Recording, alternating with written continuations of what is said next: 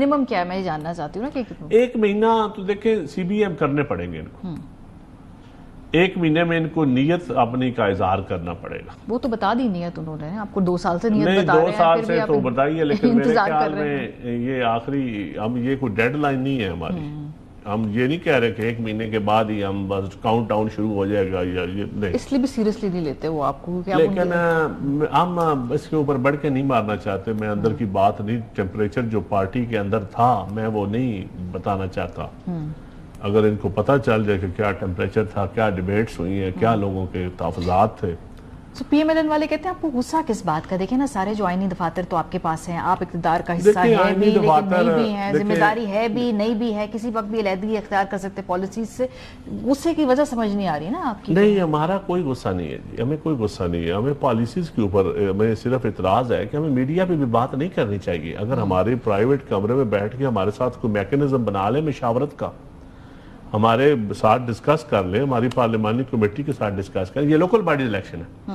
اب ہم نے پی ایم ایل این کو کہا تھا کہ تمام پولیٹیکل پارٹیز کو آن بورڈ لیں, پی ٹی آئی کو بھی لیں, آپ جماعت اسلامی کو بھی لیں, آپ کاف لیگ کو بھی لیں, پیپل پارٹی کو بھی لیں, جو بھی پنجاب میں پارٹیاں ہیں, کوئی اسمبلی میں ہے یا نہیں ہے, کم از کم آپ اگر آپ کہتے ہیں کہ آپ کے بلانے پہ نہیں آتے تو یہ فریضہ ہم نے کہا تھا ہم لیتے ہیں. اچھا, تو بیٹھ کے ہم ایسا اس پہ کیا جواب آیا گا آپ نے کہا؟ نہیں, انہوں نے نہیں صحیح جواب دیا. انہوں نے اپنا بیوروکریسی نے بنایا یہ نظام بننا عوام کے لیے ہے, سیاسی لوگوں کے لیے بننا ہے. میں کہتا ہوں نون لیگ کی اگر سیاسی لوگ بنا دینا لوکل باڈی سسٹم, وہ بہتر ہوگا.